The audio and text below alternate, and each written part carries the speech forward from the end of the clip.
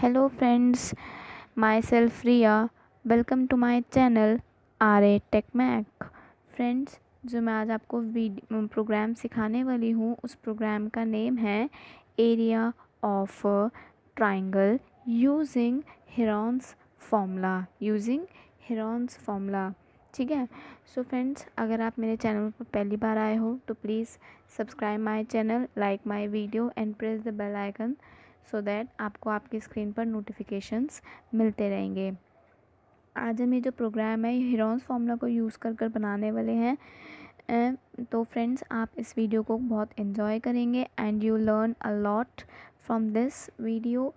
So start करते हैं friends अपनी कोडिंग।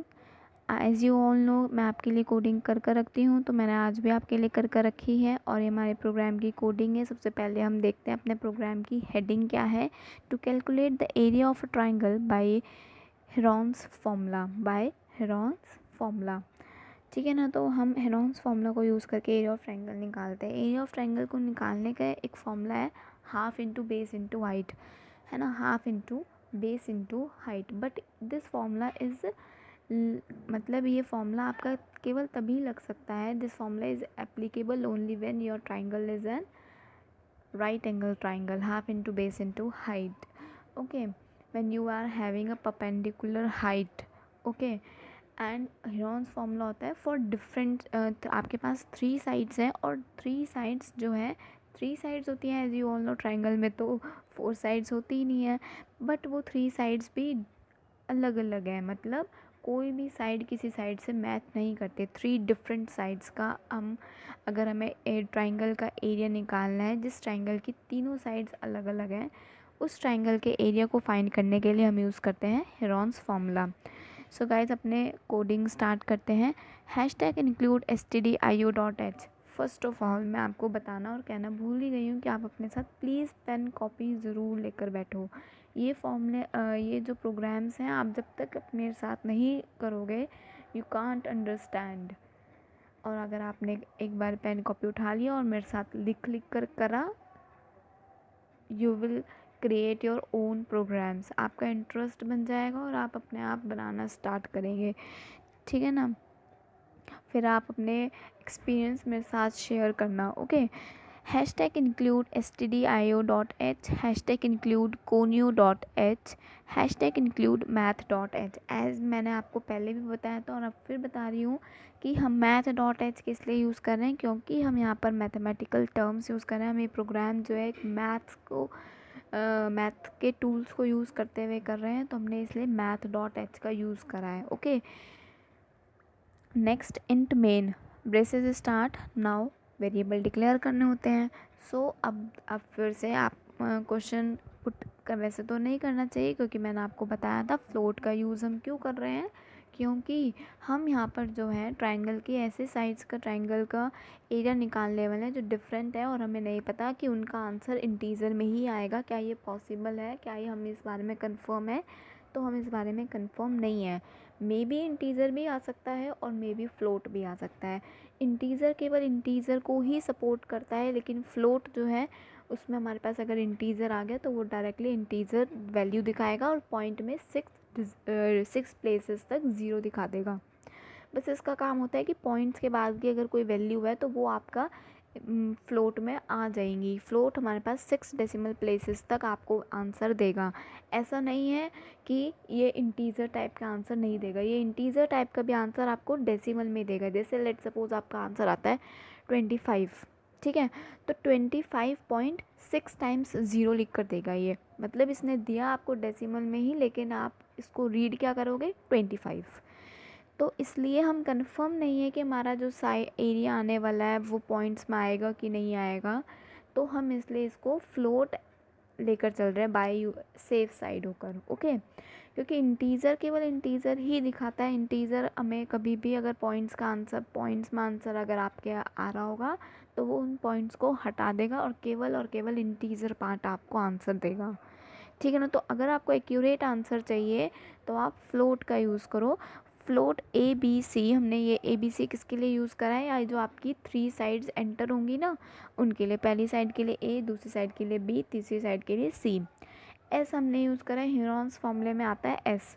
एस मतलब होता है sum of the three sides upon two, मतलब एवरेज, एक तरीके से तीनों साइड्स का एवरेज नहीं कहेंगे क्योंकि एवरेज में अपॉन 3 होएगा। तो ये क्या होता है हमारे पास, सम ऑफ द थ्री साइड्स और उनका हाफ कर देते हैं, मतलब सारी साइड्स का सम और फिर हमें उसे डिवाइड करना होता है अपॉन 2 से। तो ये हम किस में स्टोर कराते हैं, एस में स्टोर कराते हैं। देन एरिया, एरिया क्या होता है, मतलब एक तरीके से पेरीमीटर का half of the perimeter. Perimeter क्या होगा, सम ऑफ द थ्री साइड्स, है ना। सम ऑफ द थ्री साइड्स का हाफ कर रहे हैं, मतलब पेरीमीटर का हाफ कर रहे हैं, तो वो हम किस में स्टोर कराएंगे, एस में स्टोर कराएंगे। अभी मैं आपको हेरोन्स फॉर्मूले से इंट्रोड्यूस करवा दूंगी। देन एरिया, एरिया में हमारे को एरिया तो फाइंड करना है, तो हमने एरिया एक वेरिएबल ले लिया, ठीक है। अब हमने क्या करा, print f enter the three sides of the triangle. Directly हमने एक लाइन, आपके पास मैसेज प्रिंट होकर आएगा, enter the three sides of the triangle and you are going to enter those three sides. Scan f, हम directly मैं अभी तक क्या करती थी, आपको एक एक कर एंटर करवाती थी। अब मैंने क्या करा, आपको तीनों साइड्स एक साथ एंटर करानी है। मतलब आपके पास कोई मैसेज प्रिंट नहीं होगा, आपको पहले डायरेक्ट अपनी पहले थ्री साइड्स प्रिंट करोगे तभी वो आपको कुछ देगा, अदरवाइज़ आप एंटर दबाते रहोगे, वो नीचे नीचे नीचे नीचे आता रहेगा आपका कर्सर, कोई आपके पास ना मैसेज आएगा ना रिजल्ट आएगा जब तक आप थ्री साइड्स एंटर नहीं कराओगे, ठीक है। So print f enter the three sides of a triangle, now scan f का यूज़ करा। अब मैंने आपको जो है एक ही स्टेटमेंट में तीनों साइड्स एंटर कराई हैं, तो इसका मतलब ये नहीं है कि आप परसेंट एफ एक ही बार यूज़ करोगे, आपको परसेंट एफ तीनों साइड्स के लिए 3 बार ही यूज़ करना है। पहला परसेंट एफ पहली साइड के लिए, परसेंट एफ दूसरी साइड के लिए, परसेंट एफ तीसरी साइड के लिए, डबल कोर्स में ही लिखा, comma M%A, comma M%B, comma M%C, bracket close, semi colon. तो आपको ऐसे भी करना आना चाहिए, ये आपका स्मार्ट वर्क होता है, ओके। अगर आप तीनों बार A%A, M%B, मतलब ऐसे 3 बार स्कैन एफ स्टेटमेंट का भी यूज़ करके कर सकते थे, तो वो क्या आता, आपका स्मार्ट वर्क थोड़ा ना कहलाता।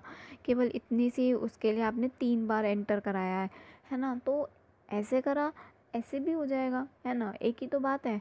तो आप स्मार्ट वर्क करो और आपने एक ही प्रिंट एफ स्टेटमेंट में आपने अपनी तीनों साइड्स एंटर करा दी। अगर आप चाहो तो आप आपके पास मैसेज आएगा, enter the three sides of a triangle, उसके बाद आप एक और मैसेज प्रिंट करा सकते हो प्रिंट एफ स्टेटमेंट को यूज़ करके। क्या, print f enter the first side और फिर scan f percent f comma M%A।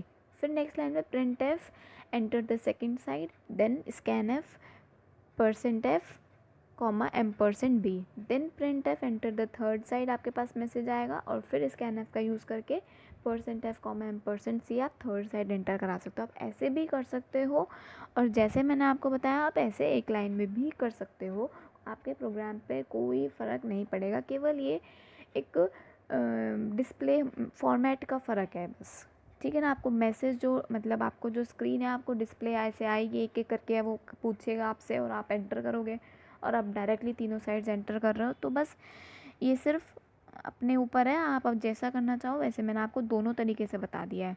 फिर हमने फॉर्मूला लगाया S=A+B+C, आपको ब्रैकेट का यूज़ करना है, डिवाइड बाय 2। अगर आप ऐसे यूज़ करोगे A+B+C, ब्रैकेट यूज़ नहीं करोगे और फिर डिवाइड बाय C 2 कर दोगे, तो आपके पास वो सिर्फ C से ही डिवाइड होकर आएगा। पहले A+B और फिर पहले वो C और C/2 होएगा और फिर जो C/2 का जो आंसर होगा वो A+B में ऐड हो जाएगा। तो आपको यहाँ पे ब्रैकेट्स का बहुत ध्यान रखना है और आपको कंप्यूटर में ऐसे करते हुए आप ब्रैकेट्स का ध्यान नहीं रखते, क्योंकि आपको क्या होता है, मैथ्स की तरह ही आदत होती है A+B+C और अपॉन में 2। वो मैथ्स कंप्यूटर ऐसे नहीं पढ़ता है, कंप्यूटर को हमें बताना पड़ता है कि ये पूरा एक ब्रैकेट है, पहले ब्रैकेट को सॉल्व करना है आपने और फिर डिवाइड बाय 2 करना है, ठीक है, semi colon.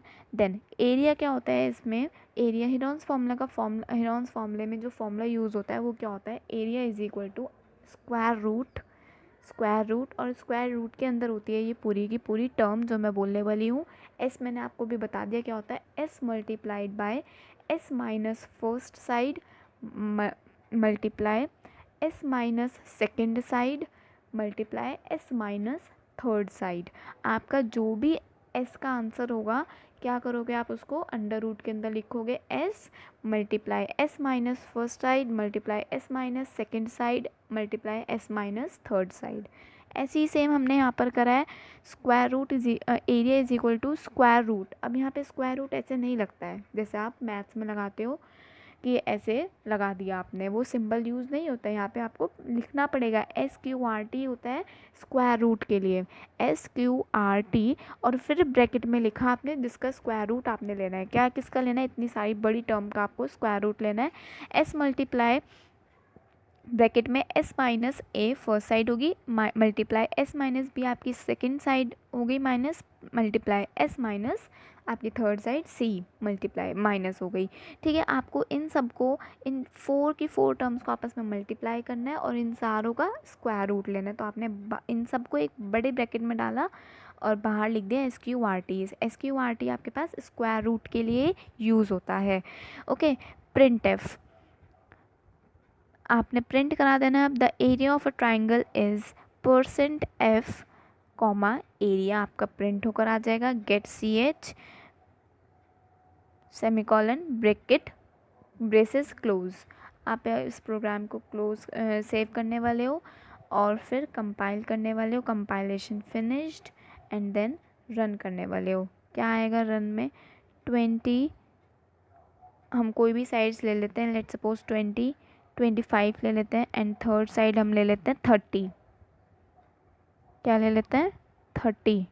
Okay, then area of triangle is 248 point, देखो 6 डेसिमल प्लेसेस तक दिखाया ना।